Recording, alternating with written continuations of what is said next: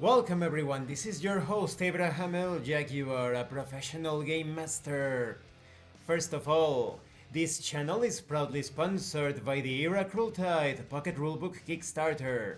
In this tabletop RPG, Santa Claus has been captured, and you need to rescue him, role-playing as any sort of fantasy creature imaginable. You could be a human with holiday powers, perhaps one of Santa's helpers, an elf. Maybe a talking reindeer, or perhaps a gingerbread cookie golem. It's up to you to restore the holiday cheer and check out the stretch goals. This channel is also proudly sponsored by Dead Tree Studios, the publishers and developers of Dames of Asstoria, a tabletop role-playing game where you play as monster girls experiencing high adventure in a world that doesn't fully accept them. The publisher has also released the Pay What You Want tabletop RPG, Daughters of Lamb, where you get to play as cybernetic nuns with guns, looking for the missing pieces of their AI god.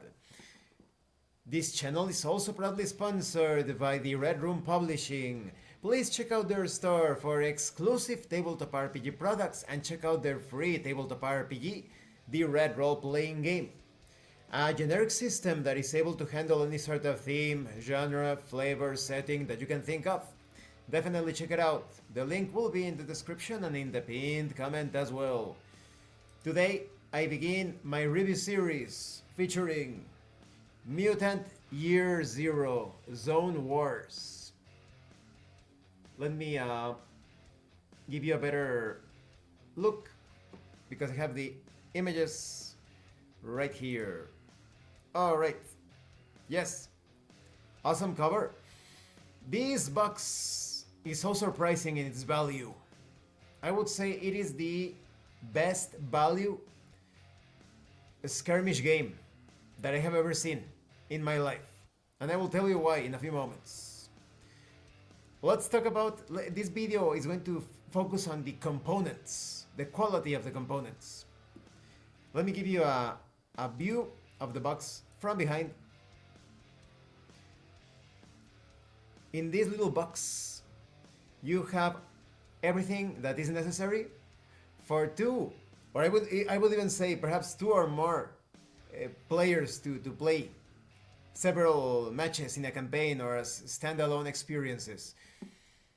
Because this game comes with solo rules that also work as co-op rules. So if you wanted to, you have, let's say, 4 players, divide the 2 included forces. 2 players against 2 players. And it works perfect.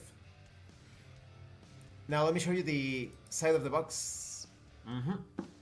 This game is played with miniatures, tokens that are included, dice. But you will see all of the contents. I'm getting ahead of myself. This is based, of course, on the tabletop RPG Mutant Year Zero. That is also a video game. As you can see behind me, let me minimize the screen a little bit. Right here. All of this section, all of this section right here in the shelves, in the lower part, are the core Mutant Year Zero books. Gen Lab Alpha, Mechatron, Elysium, they are all there. And I can tell you, it is one of the best tabletop RPG settings and systems out there. Each one of the books is standalone. So unsurprisingly, Mutant Year Zero Zone Wars is just as good. Or depending on your tastes, perhaps even more, right? Maybe you're not too much of a role player, you want to play some skirmish games, this is it. This is the game for you. Post-apocalypse at its finest.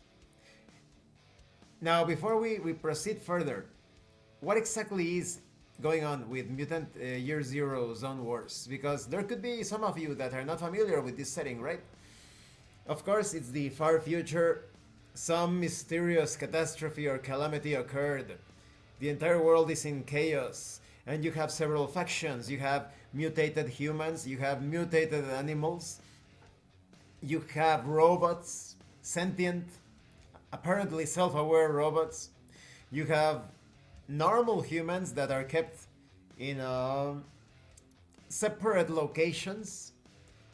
Most of them are kept ignorant about, I would say all of the factions are kept ignorant of the situation as a whole. But because of that, there are many conflicts. Sometimes the mutated animals encounter the mutated humans, and then they are not sure if they're hostile or friendly. Tensions could rise. Everybody's fighting for resources, for territory, and so it is a great fertile ground for conflict, for battle. Now, included in this box, and I have to tell you, this box is very, very sturdy. Let me see if I can give you. Can you hear the knocking? This box is going to last you for a long time. Very shiny. The physical integrity is excellent. You will be keeping all of your stuff here. Now, oh, it's so shiny. It's so difficult to get it like into focus. Okay. Let's take a look at the contents. We start with the amazing map. Exquisite, beautiful, a thick paper map. It is so big, 90 centimeters by 90 centimeters. Let me give you a closer look because the lighting, it was a bit difficult because it is so huge and shiny. Here's the texture of one side of the map. Glorious, is it not? Let me get closer. Whoa, not too close. Not too far away. Well, this is the texture of the map. The other side, too blurry because of the light, right? I'll give you a closer look. That's like a highway, ruined highway type of section. Look, the cracked pavement, the grass on the side, the soil. Beautiful. And like I said, it's sturdy paper. This is not some flimsy material that is going to crack. It's similar to the battle mat included with the Dragonbane starter box, the box set. And I still have it. That is, it hasn't presented any wrinkles or cracks or something. It's good material, really good material. I would say maybe I am not perceptive enough, but I would say it is even better than the Dragonbane. They could be the same, but I don't know, it feels a bit sturdier. But like I said, regardless if it's the same material or an improved version, they are both they will both last you for a long time. Take good care of them and they will last you forever, for your lifetime.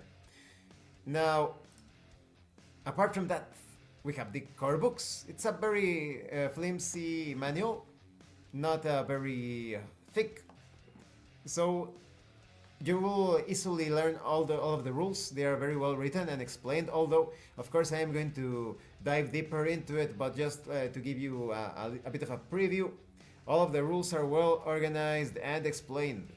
This is a book that you could easily hand to someone that has never played war games or skirmish games, and he's going to understand how to play them. Following that, we have the tokens for various effects in the game. They come in their punch-out sheets. I have already punched out my own. I will show you in a few moments how they look when you place them in the box. And similarly, you have pieces of scenery.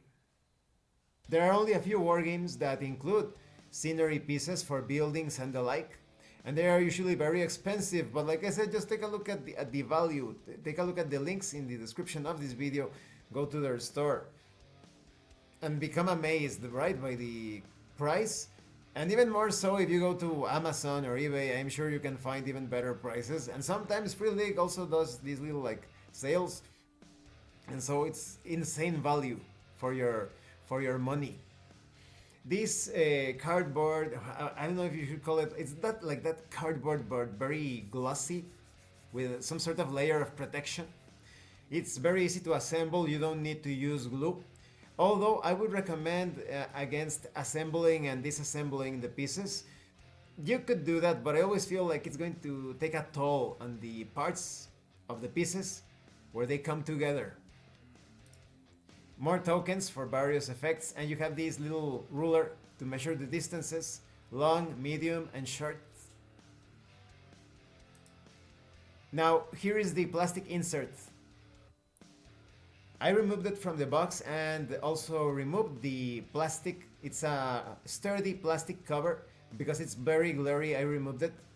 But here you have all of the miniatures, the cards, the dice, and of course you have a little section underneath to keep all of your tokens. And because of the plastic covering, it won't be spreading about all over the box. That is, when you have the box closed, the compartment, the little niche, is going to keep all of the tokens there. But to add extra safety, so that the pieces are not rolling all over the box, I don't think they would, but just as an extra precaution, I actually use the little bags from the dice to keep the tokens there. So when it comes to the cards, they are very sturdy and colorful. But if you're going to be playing this a lot, I would highly recommend that you sleeve the cards. Here's a close-up so you can appreciate the art better. The dice are also great because if you play the Mutant Year Zero tabletop RPG and you needed extra dice, you can use these dice with the games. The 6 and the 1s have different symbols. Very colorful and in theme. Oh, this is a close-up of the dice. I want to take a closer look. Okay, these are the miniatures. Highly detailed, very beautiful. The plastic is sturdy. I didn't notice any significant warping. You won't see like the chainsaw completely bent, like some sort of hook.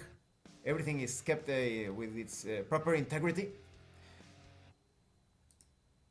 Here you have more of the same side. Those are the mutated humans, but you also have the mutated animals from Gen Lab Alpha. That is a separate faction. I really like them. Oh wow, they look so good. I'm not even if someone were to challenge me like, let's play a game of Zone Wars, I would hesitate which faction to play first, because I am going to play this game and I'm going to give you my thoughts on the overall experience. I have read the rules, I know how it plays, but I still need to play a game with the... Well, I'll try using the solo rules, or if I find another player, I'll play with them. So I plan to give you my overall thoughts. This is only part 1 of the review series. But just take a look at the mutated animals. And the moose, the rabbit, the raccoon. Miniatures so beautiful that you will probably be using them in many other tabletop RPGs and war games and skirmish games. You know, there are several skirmish games and war games that tell you, oh, please use your this or that miniature, right? You may notice this line at the center. That's because you need to be aware of the arcs of fire.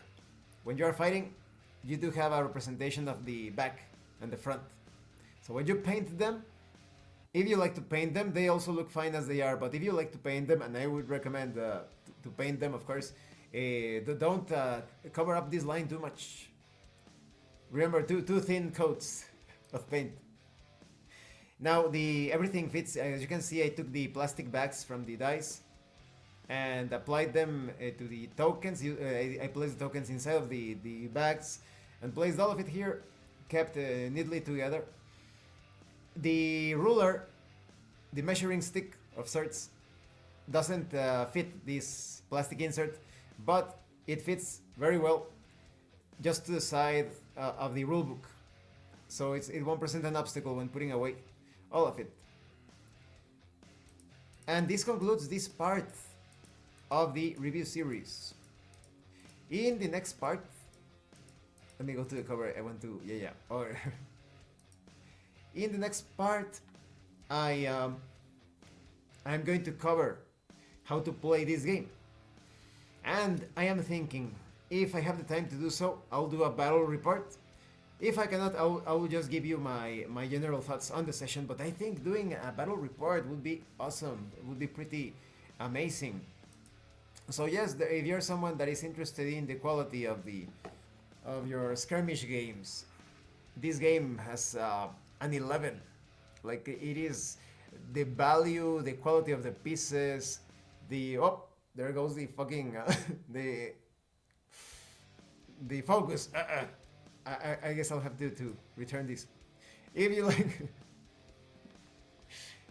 if you like high quality components, if you are annoyed by those skirmish games where they don't include the buildings and the battle map or whatever, this has you covered. Every single aspect has you covered.